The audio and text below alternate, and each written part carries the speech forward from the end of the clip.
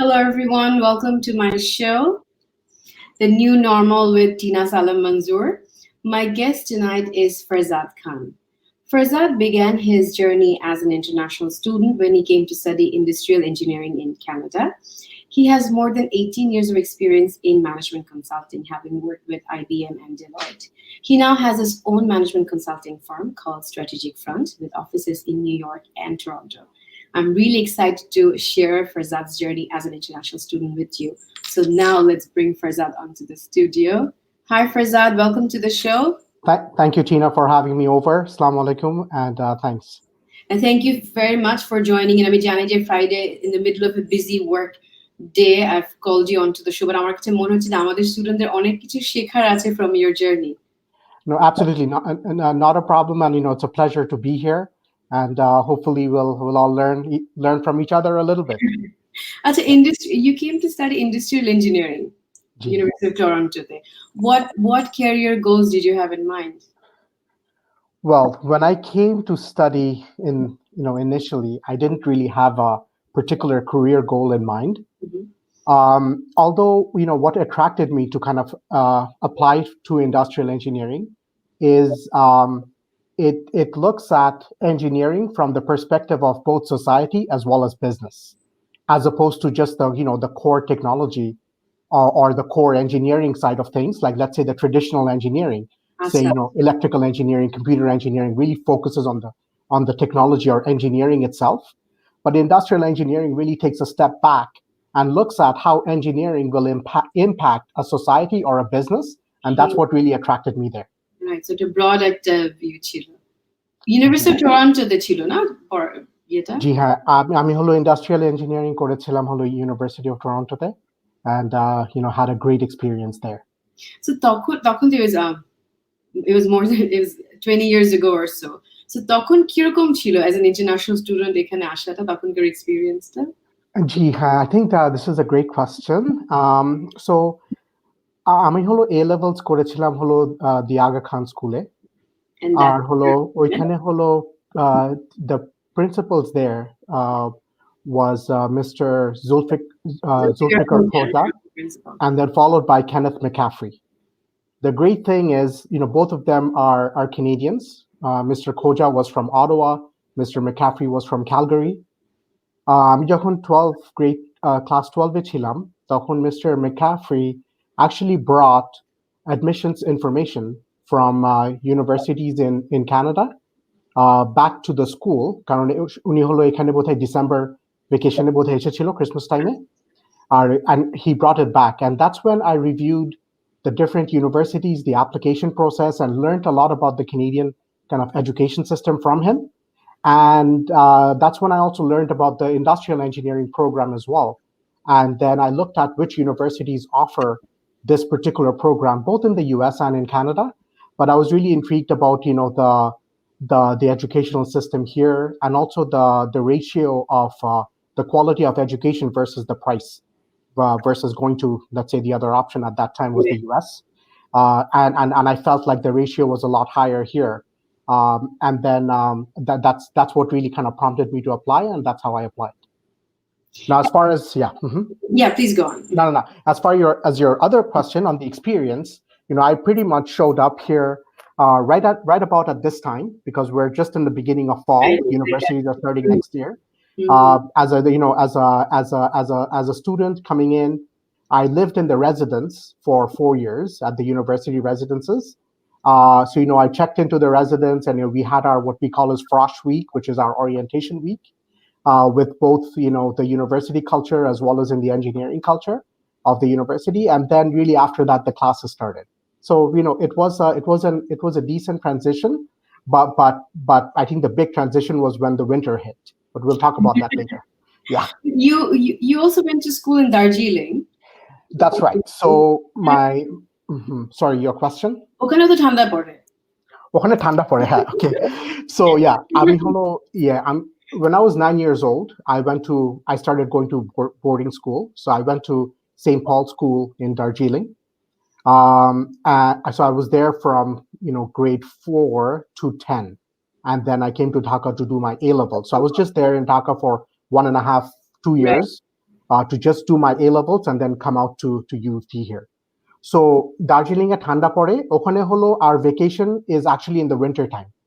তো আমাদের স্কুল শেষ হতো হলো end of November, and then আমাদের নতুন ক্লাস শুরু হতো হলো beginning of March. So যখন হলো সবচেয়ে বেশি ঠান্ডা ছিল তখন আমি ঢাকায় ছিলাম. I was the vacation child growing up at home. তাহলে যখন when you came out to study, তাহলে যেহেতু তুমি আগে থেকেই বাসার বাইরে ছিলে বেশ কিছুদিন, তো মানে ছোটবেলা থেকেই তো ক্লাস 4 থেকে 10 পর্যন্ত you studied abroad, essentially you studied abroad. So তাহলে ডিফারেন্সটা কি ছিল তারপরেও যখন দূরে পড়তে আসে? কারণ এখনকার দিনে তো সবকিছুই হাতের মুঠোয়, মানে হোয়াটসঅ্যাপ, ভাইবারের জন্য তো you're close to your families there everywhere. তখন তো ওই জিনিসটা ওরকম ছিল না। না, ছিল না, হ্যাঁ। No, great question again. So এটা হলো যখন আমি দার্জিলিং এ বোর্ডিং স্কুলে ছিলাম, I was complaining about it half the time, right? And when I came here, I found out how good I had it. So মা ফোন করছে না, এটা মজার ভালো ছিল। না তো ওইটা হলো রাইট, না তো ওইখানে হলো actually it was pretty restrict, although when Canada is a lot further away than Darjeeling was, but okhane like telecom wise, like it was easier to communicate from Toronto than it would have been from there. Right. Kintu ekhane jokhon chilam, a system that kind of my dad created, and I don't know how he thought about it, is every night when I came back to my dorm, I had to give him like a call, one ring call, and then hang up, right?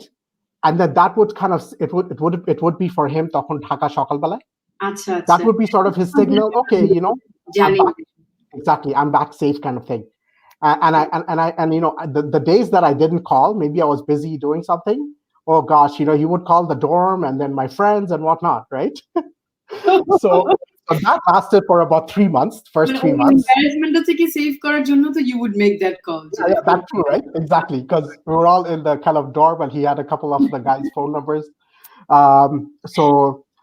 That lasted for about 3 months, and then after that, he was comfortable. I was comfortable in the whole situation, and then I would kind of call them once in a while, but there was no WhatsApp and all these other maybe if I can call it like more affordable communication means. Right, I had to call long distance. Yeah, exactly. So after your undergrad, when did you do the MBA? Actually, undergrad এর পরে কি হলো সেখানে? So undergrad holo 95 to 99, and I graduated just in 99, and that's when the big kind of the internet bubble was happening.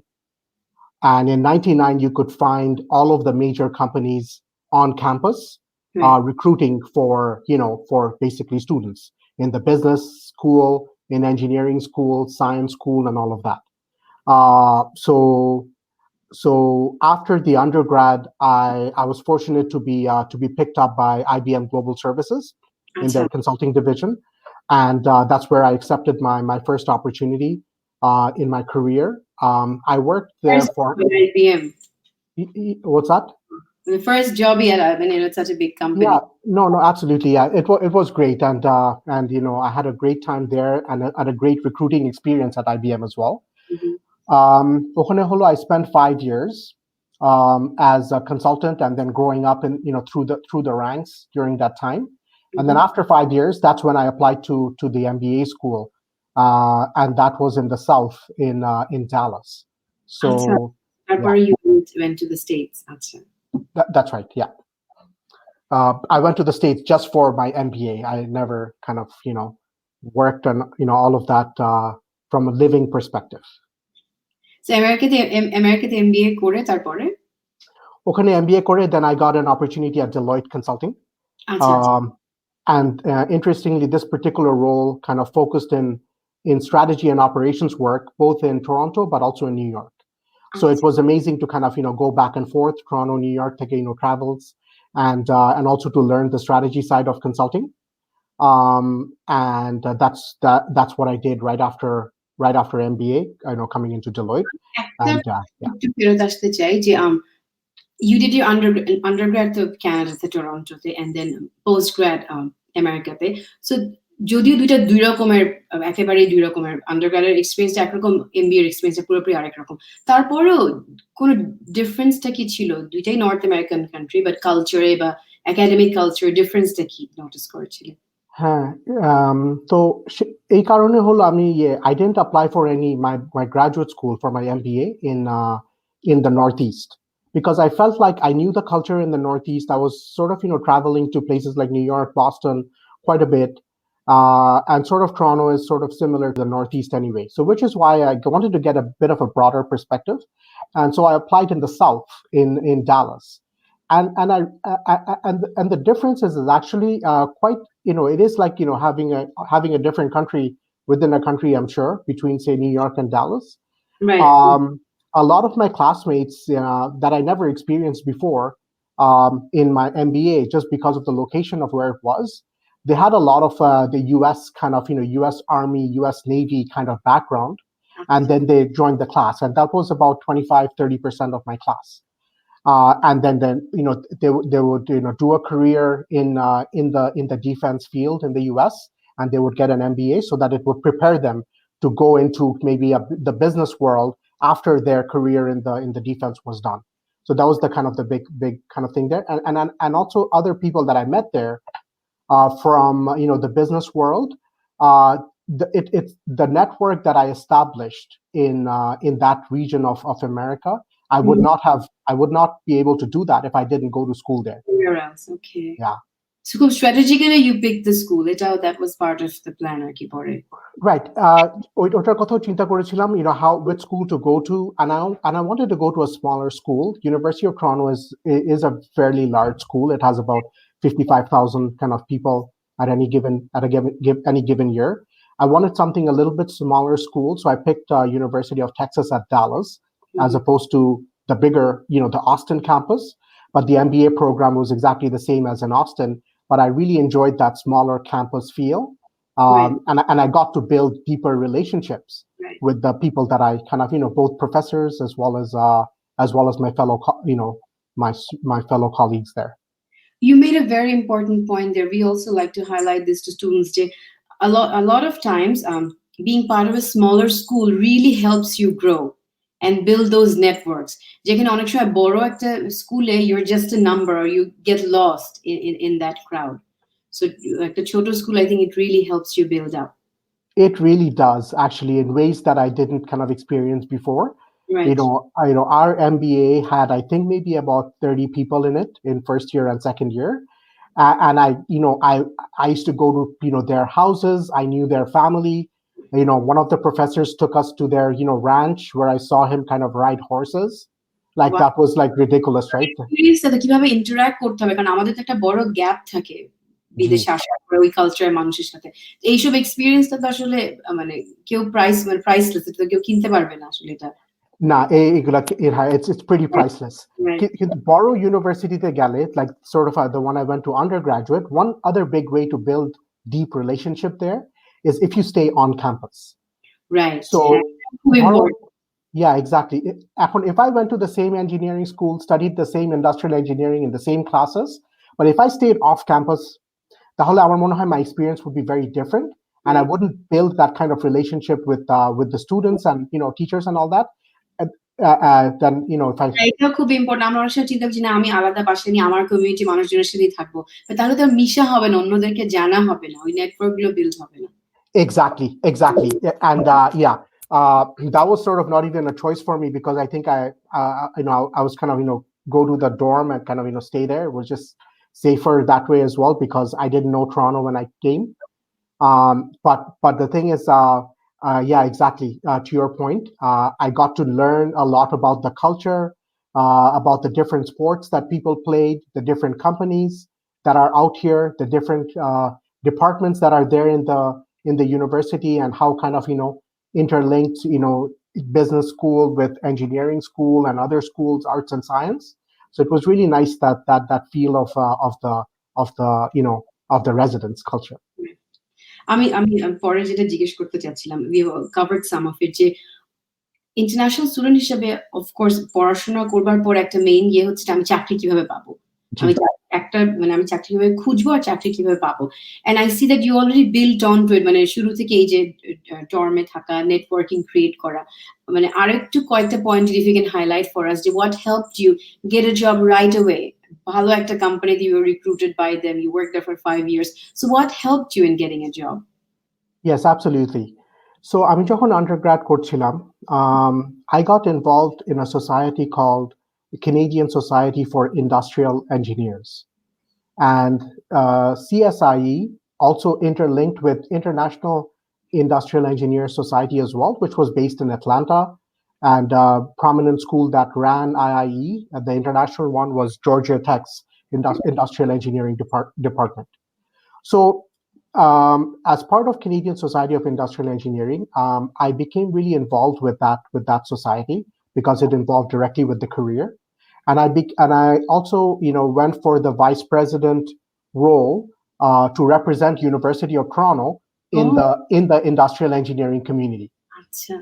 So as a result of that role, I feel like I organized conferences related to industrial engineers. I worked with the industry to kind of there used to be these meetings we used to have every month where people from industry came in who were past industrial engineers, and then we kind of exchanged ideas on what's going on in the industry, and also what kind of jobs that are available and all that. So getting involved in professional societies while you're an undergraduate, as offered by your university, and it could be, I'm sure there are societies in business, There's in so many arts. clubs are there, right? Exactly, like these clubs. I would say, getting really strongly kind of, affiliated with them, also being a leadership role while you're at the undergrad level, even, so that this kind of, creates that base of your kind of, knowledge of people out there, from other professionals in the field. So that's one thing that really helped me. Right, that's excellent. When it showed, I mean, to your future employer, your leadership qualities. Yeah, exactly. You were not just a member of the society; you were an active leading member. Exactly, I was, and as a result of that, so one of the past grads from our school, he was at that time a VP of process engineering at CIBC. Mm-hmm. So I got to know him, great individual, and then he ended up giving me an internship opportunity between my third and fourth year of university. Networking to create career, great. Exactly. Networking create career. Then I told him that, hey, my third year is coming up, and as a part of the program, you have to do internship between the third and fourth year, or second and third year. Right. So I approached him, and he said, okay, let me see what's out there. And I still remember that call at like 7 a.m. I don't know. He probably works really early.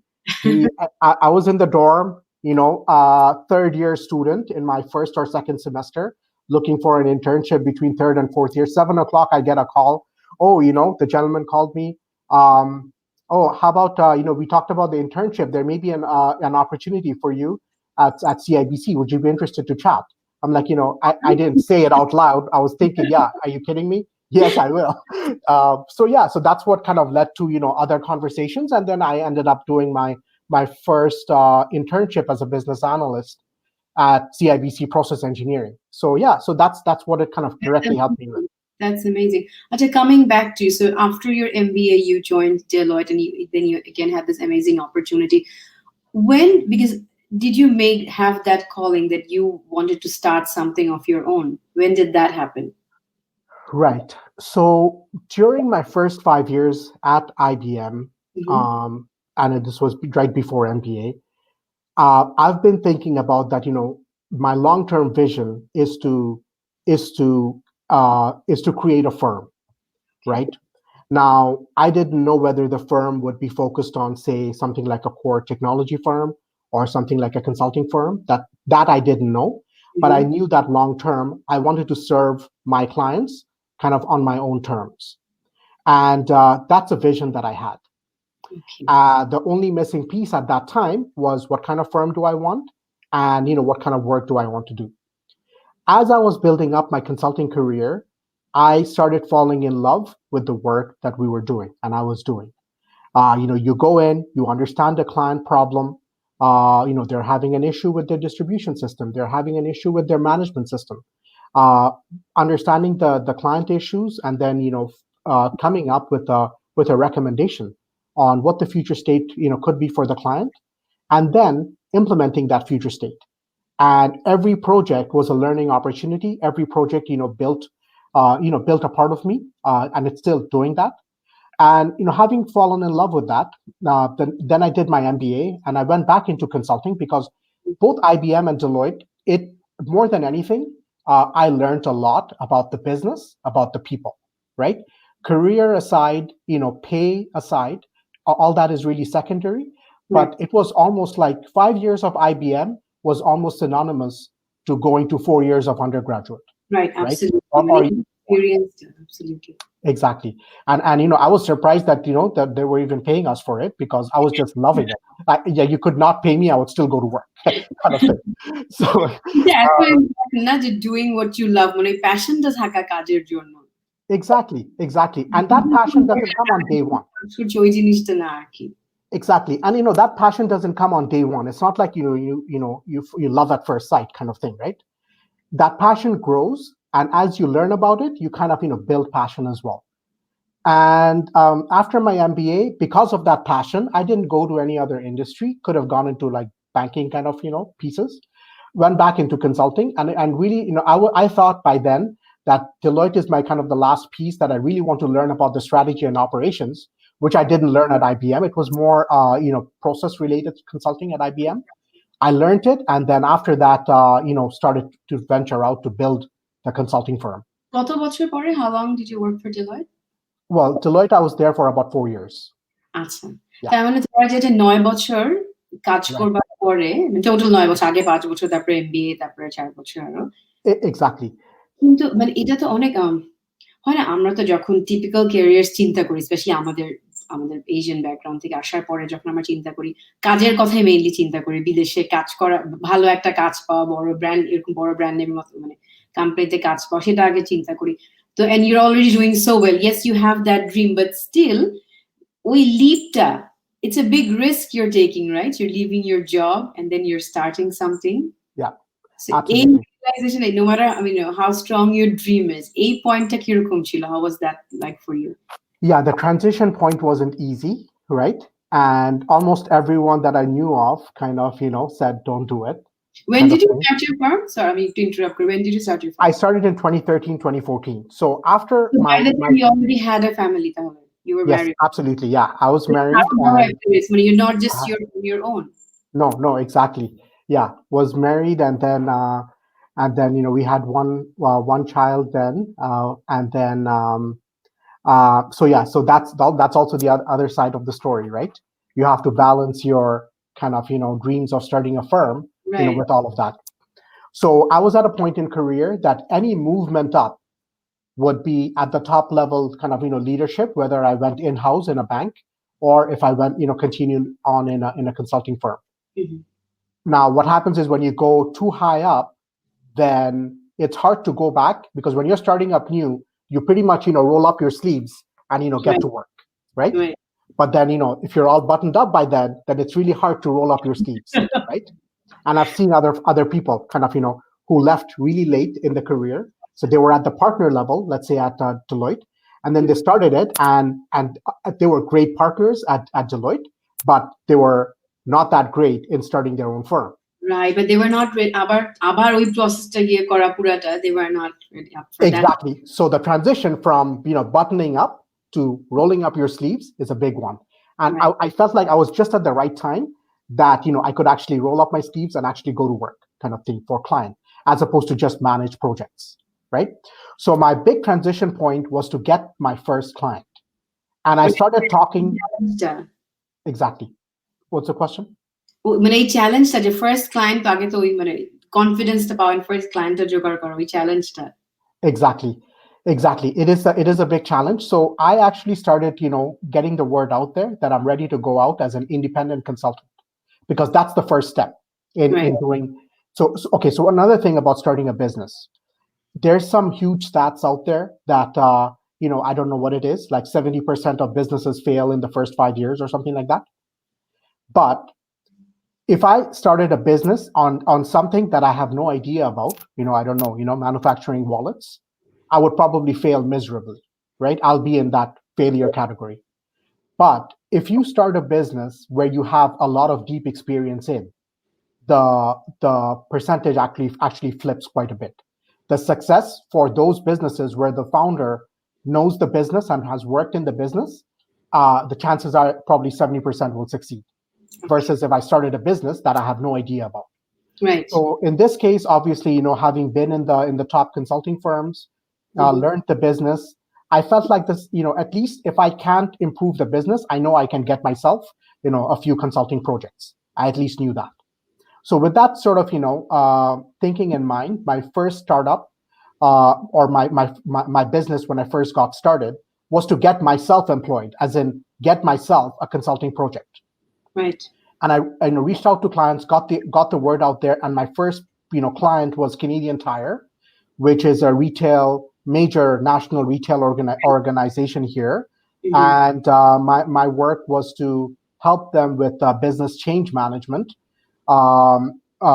Canadian Tire at that time signed up as a gold sponsor of Olympics in the Canadian Winter Olympics, and I helped them kind of go through internal changes to promote products and to develop products that's related with Olympics, and that's what my first consulting project was, and I loved it. And after that, it just kept moving. So what would you say? Because I see that even when you first got your job at IBM, and you first got your client in your own firm, Canadian Tire, and all the big names. Do you lucker কতটুকু ইয়ে ছিল, what you would say, as we always have this thing, যে luck নাকি hard work নাকি luck, business এ কোনটা? For you, what would you say, what contributed to your success? How much was it luck and how much was it? Right. So whether it's business or if you're progressing into career, I think as far as success goes, I would say there are three main factors that create success. The first is knowledge. The second is your experience. And the third is talent. So let's start with the luck, which is the talent side. So I knew right off the bat, I'm not someone who can, I don't like developing things with my hands on. In other words, you put me into kind of core engineering that need to develop something, or to kind of design a circuit and to develop a circuit, or to build anything. I don't inherently have that talent. Right. So or painting something, or doing something that that I can say, hey, I actually created it. I'm not good at that. So you have to know early on what your talent is, if it's possible to know actually. So more often than not, you at least know what is not your talent. Like you would never see me in a painting career or something that I have to go hands-on building something, because I'm just not good at it. And what I do know is I am good at conceptual design of business model. I can do a project planning for major projects and do the risk management and all of that, let's say. I'm really kind of, I'm inherently sort of good at it from a talent perspective. And that, I would say, is the 10% luck factor, because in this model, so success equals knowledge, experience, and talent. Talent would be the lowest of amongst these factors. Because if you have talent, like let's say you have talent in design, in my case, but then if I don't have the knowledge and the experience, then that talent is for waste. So that talent, I would say, is that luck part, which I would say 10%. I like how you put it. Interesting. Or less. So now that I know that I'm not great at hands-on, so I'm not going to, apply for, jobs that says, go build me something. I'm going to kind of get into things like change management. It's kind of abstract. I love it, right? It kind of works. So now the knowledge side of things is what you are helping the community in a big part, your organization, Tina, and I love kind of the work that you all are doing, is getting people like students into academic institutions. What that does in this factor of knowledge, experience, and talent is you're actually building the road for people to get into the world of education, which means you're increasing the knowledge. And that is yeah, and that kind of contributes to the society at large in a big way. So going to formal education or going through certification programs helps build the knowledge. Now, the next part is the experience side of things. Once you've got knowledge in a particular area that hopefully you have talent for and you have a great passion in, that helps. So, you build the knowledge. The next part is the experience. I would say from an experience perspective, at least what I've seen in my career, starting out with the best firms out there is a very good way to go. Don't get me wrong. Many people start out with smaller firms, say in consulting or anywhere else, and that's okay as well. But what happens is when you start with a big firm right out of your career, it almost kind of puts a seal at your back. Right. Just like coming out of a university, you get exactly, you get a degree, you get a university in your backing. But then the moment you say, okay, I've worked for these big firms, it doesn't matter whether it's in architecture or marketing or in education or wherever, that puts a seal on your back. And with that, it actually carries with you in your future career, or if you want to build a business that's in a related field. Absolutely. Also, of all of this, I mean, this whole journey that you've had, I'm sure there were some setbacks and some challenges that you faced. Would you like to share one of them with us and how you overcame that? Exactly. And setbacks are a huge way of learning opportunity, like that even success doesn't provide. The first piece of setbacks, I would say, many of the setbacks sort of started since starting the business, because you get exposed to a lot of things. You have to run the business, you have to build the business, you have to get the client, and do all of the work associated with admin and all of that.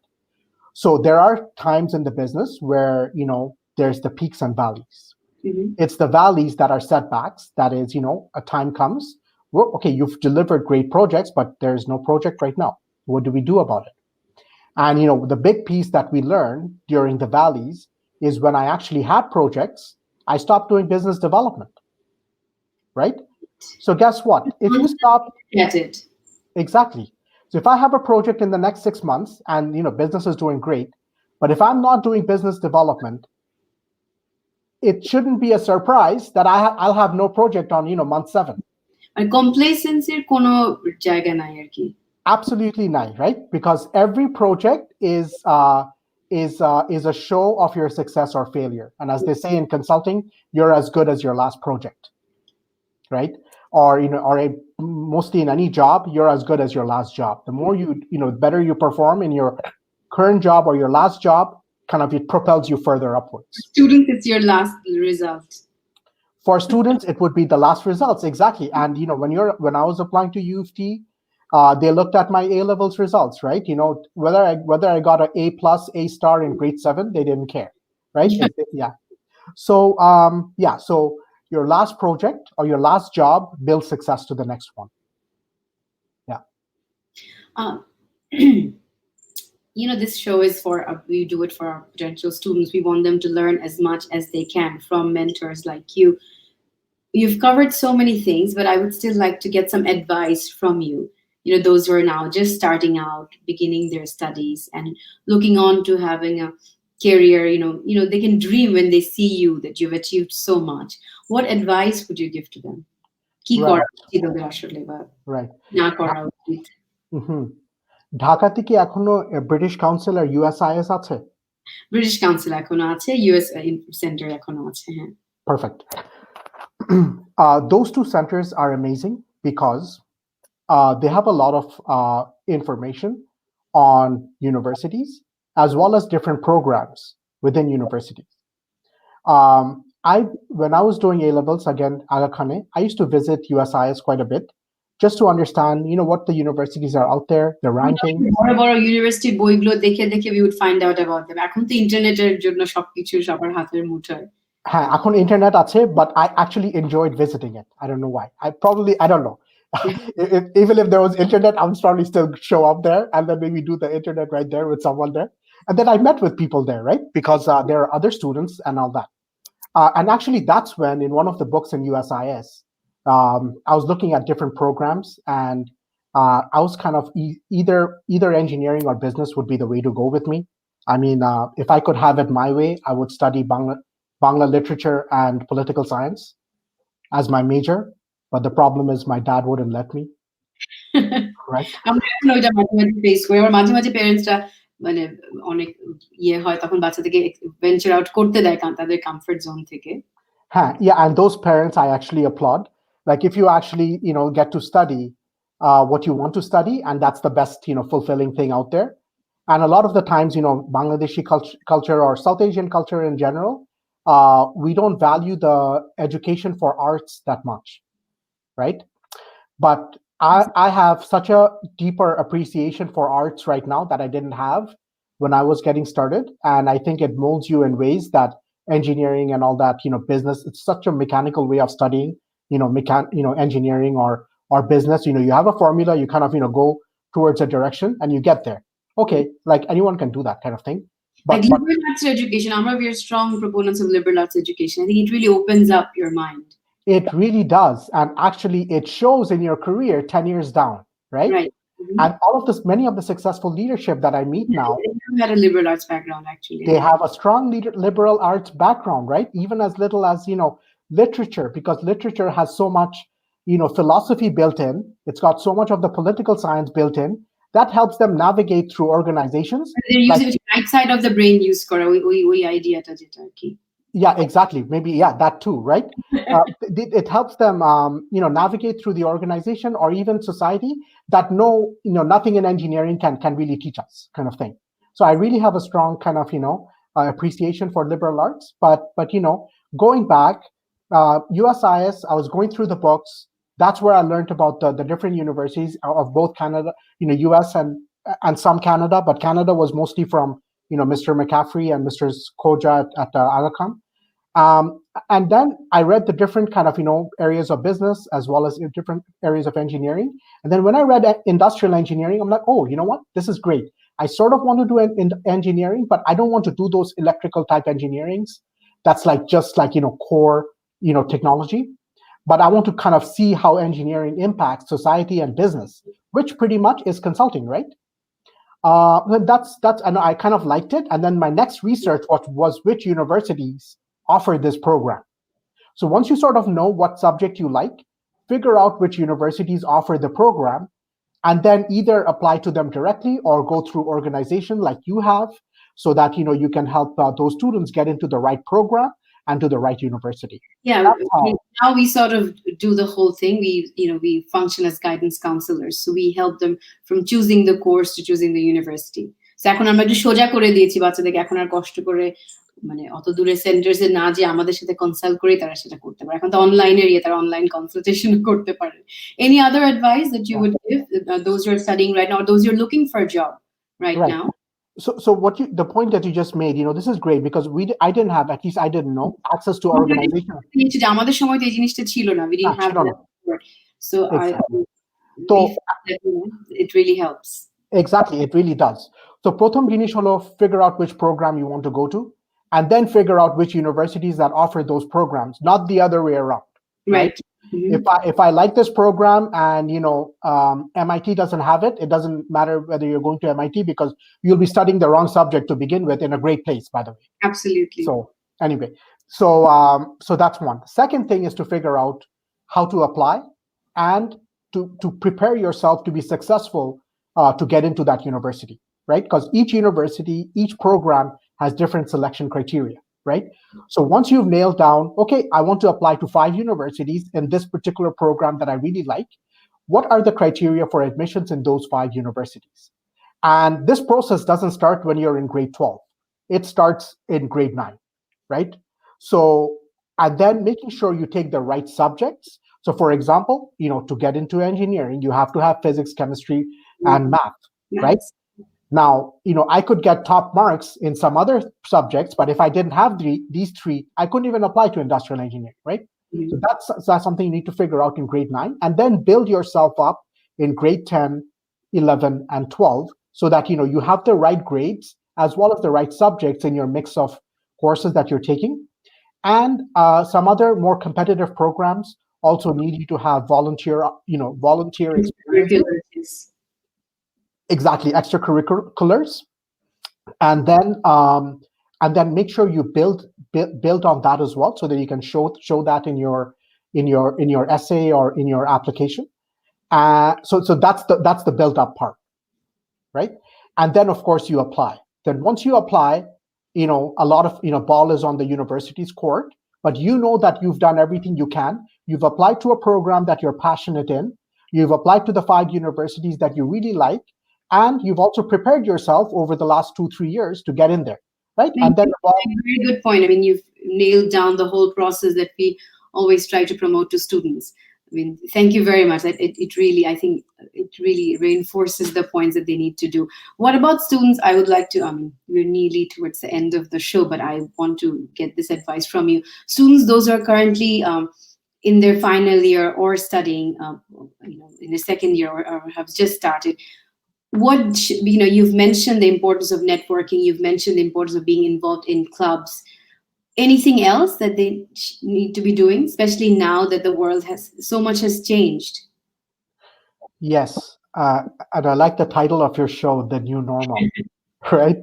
So, of course, a lot has changed. So, once you've gone through the application process, the last bit I wanted to touch, just before I get into the new normal part, is you got to finance your education, right? Right. So figure out that finance part, with your closest supporters, which I'm assuming would be your parents, but also figure out what any scholarship or financial aid opportunities that are out there in the universities that you're applying. And the other piece about finance is sometimes there's less of an financial kind of opportunities in the first year, but also figure out, does the university offer financial opportunities when you're in second, third, or fourth year? So I got bursaries as well as some additional financial opportunities in my third and fourth year of my undergrad, but I didn't actually know about that when I applied. Right. So the decision actually would have been a lot easier and faster. So don't think that you have to finance entire 4 years of your education here. See if you can get into the first year and then figure out what kind of financial opportunities are available in second, third, and fourth year. And then kind of when you're here in first year, kind of build up to that so that it's easier for everyone to support the education. That's the last part. And then once you're in, you should be able to figure that out. Now, your question on career, right? When you're here, first to fourth year of undergrad, or if it's a 3-year program, whatever the timeline is, can get involved with these professional organizations that are in your field. That's number one. Number two, all major, if not all schools in general, have a strong career.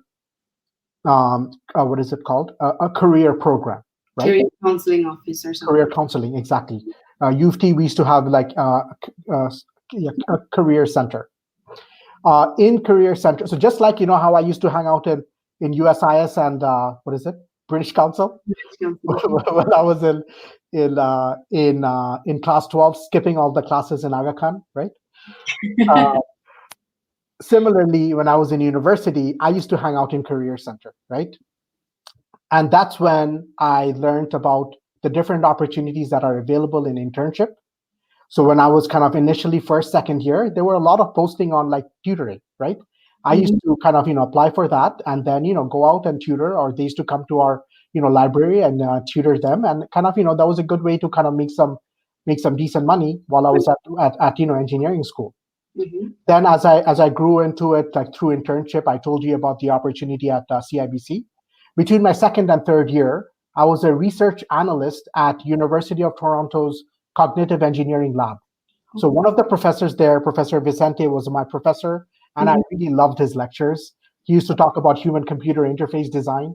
He just amazing person. I started to chat with him, and then there was an opportunity at his research lab during the summer, and I went to talk to him. I applied. He took me in, thankfully, and then that's something I did between my second and third year. Right? So you go out, your professors are a great source of your career. And often what used to happen in engineering school as well, they used to come to our class and, in the first like 30 seconds, they used to write, oh, so-and-so is hiring, and, companies used to come and reach out to them because they're all interlinked, right? They do research for organizations. And they come and want to hire from. They want to come in and hire, right? And and then that's how professors are a huge link to the outside world. And don't limit yourself that professors are just not academic people. They are very, very well interconnected with the business. Industry. And I would say, I used to just, professors that I liked, as in, I liked their, the material that they talked about. In general, they were nice people. Or, I mean, they were, probably all of them are. At least, you have an affiliation with one or the other. I used to kind of, go there and actually have a conversation with them. And also being in the residence, I got to know a lot of them, right? I'm sure they enjoyed seeing that passion in you about that subject. Everybody Exactly. likes that. Yeah. Exactly. Yeah. I mean, if you put me into the statistics course, the professor wouldn't want to look at me because I was borderline passing, right? But with the human computer interface design, I just kind of loved it. So I chatted with him. He got me in. Did that internship. Then I told you about the whole the CIBC internship, Right. and then finally in the career counseling for my for the first job, right? Because the first job is really important because it creates a tag at the back of your kind of at your back saying they always ask you, where did you start out of school, right? During my work at CIBC internship, there was an IBM consultant who worked in that project that I was in, and she was in e-commerce in IBM. And again, not that I got to affiliate with her just because I wanted a job in IBM, but naturally I liked what she was doing in her consulting work, and she happened to be in my project. And then I was trying to do as good a job I can. I started to get recognized by her. And then, I was telling her that, hey, I'm going back to fourth year of university. Next year, I'll be applying to full-time roles. And, IBM, and specifically IBM Consulting, where she was in, would have been a great kind of, consideration. Right. And, we had, I chatted with her. And then even when I went back to university back in the fourth year, I scheduled a lunch kind of, meeting with her, came in, had lunch, and then she told me, about avenues to get into IBM. Now, by the way, school's career center was also very strong. We had IBM kind of coming to us that way as well. But what happens with the school career center is for every job, there's a lot of people applying for it. Right. So the ratio of job to number of applicants is quite high. And guess what? They're not just going to U of T. Right. They're But you going to connections that definitely helped. Exactly. So that connection during your internship, first of all, the connection with your professors through education, that led to that first, internship, first research job, right, in between second and third year. That helped build up, momentum, and then you get involved in things like CSIE, Canadian Society for Industrial Engineers. In your case, it could be not yours, but in other students' case, it could be any other society. And then that builds your outside network. Then you get in, your first internship, say between third and fourth year. And during the internship, you meet people that's going to help you get your first kind of job as well after you finish your fourth year, in addition to Career Center. But my point, what I'm trying to make is, Career Center is great, but there's a lot of challenge, a lot of competition to get the same job. But I applied in Career Center, and I applied through the contact that the IBM consultant gave me, and I ended up being successful on both sides. But through the Career Center, the job was at IBM Lab. It was in Markham. But whereas with the contact that she gave me, it was directly into IBM Consulting, right? I'm not good at building things, so don't put me in a lab, because chances of that breaking down would be a lot higher than me trying to do something good. So obviously, I told them. That things worked out well. We wouldn't like to see you breaking an IBM. Yeah, exactly. Thank you. Yeah, exactly. They should thank me, right, for declining the job. But then I took the consulting job, and I just enjoyed the interviewing experience, the case study kind of thing that they do, and they also make you do kind of an aptitude test, right? It has a math component, and then it also has a kind of pattern recognition component, right? Math. So my interviewer, who was a principal at IBM, you get interviewed after you write the test. He looks at the results. He goes, compared to the other people, and these are like people who are like top engineers, or computer science or math people, Waterloo, U of T, whatever else. I'm not going to compete on that side, right? Because I'm just not that great at it.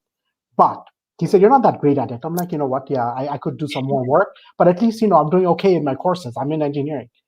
But in pattern recognition, which is my intuitive side of my thinking, I was really great at it. And he goes, wow, you're really great at pattern recognition. Well, that's the usual factor that they're looking for. Yes, exactly. That is a key factor that they're looking for as well.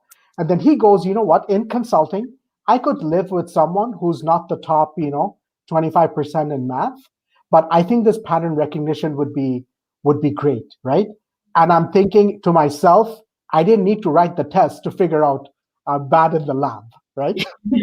But anyway, so you excel in one thing or the other, and that was my thing to do, and it was pretty natural to kind of apply to that job to get in. That's sort of what propelled me from being a student at being a boarding student at St. Paul's to getting into Aga Khan. I went to Aga Khan just to do one thing and one thing only: A levels. That's it. St. Paul's boarding school, as great as it was, and everything that I am today is all because of that school. I went there since I was 9 years old, right? So in my fabric of thinking, things like independence, things like getting things done, even though everything is against you is at all odds. That all that fabric is really built into it. In Darjeeling, when I was growing up, many of the times we didn't have any water, and we were on the top of the mountain. Those of you who've been there. 10,000 feet high. There was no water there. What we did was the entire class lined up from our washroom to the water tank, and then we had buckets, right? That the first guy closest to the water tank. Exactly. We had like 20 of these buckets friggin' moving, and that's what we did in the weekend, right? That's how I'm built. So everything I am is all about St. Paul's School. So coming back to the new normal, because of this new normal, something happened in our neighborhood the other day, and then there was no water, and then we recently planted plants, and those needed to get watered. All the neighbors were complaining, there's no water, our plants are dying. It's been like plus 35 degrees for the last 3 days, and I don't know how to water. So there was water inside the house, but those outside things that actually go outside and you plant the water, those taps weren't working. Half of them, they're all complaining outside. I told my son, go to the washroom downstairs. Here's a bucket or mug I found at home. You fill it up, you give it to me. I plant the water, then I come and give you the bucket. You fill it up again. Your job is to just fill up the water, right? That's exactly what I did. Darjeeling days. Yeah, exactly. And this is just one example, and this comes to me very naturally. So your other question on, whether there were, low points in my career, one of the biggest low points was, March 15th, when Canada was locked down, right? We could have been locked down actually a few weeks earlier. I feel like that would have helped us. But anyway, they reacted to it on March 15th. Julius Caesar, those of you who have read Shakespeare's Julius Caesar, the soothsayer talked about, beware the Ides of March to Shakespeare, to Julius Caesar, because Caesar would die on Ides of March, and the soothsayer predicted it. Ides of March was actually March the 15th, right? For whatever reason, it's in my head. I still fear Ides of March every year. This year, the fear kind of came true in a very real way. That was one of the literature we did, by the way, in Darjeeling. So Ides of March came. I literally walked in home on Friday. Entire downtown was locked, and entire country was locked. Client projects were finishing. Those who had to finish were finishing. You couldn't get new clients at that time. It was kind of the deep freeze, right? Everything that I did before, everything everyone else did, we weren't prepared for this life, right? And then that was a rude awakening that has never prepared me before. This water situation for everyone, nobody. For everyone. Were prepared for exactly.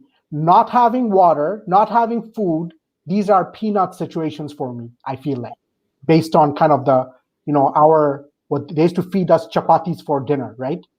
Like I could, shoot a bullet through it and it wouldn't go through, right? That's how hard it was. But we ate it just because we were hungry, right?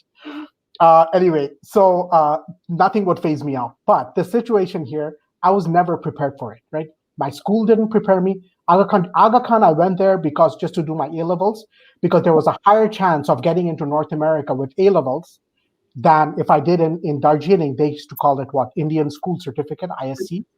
It was a lot of heartache when I left that school. But then anyway, I did, and that came true. I had a goal in mind. My goal was to get into a good university, right?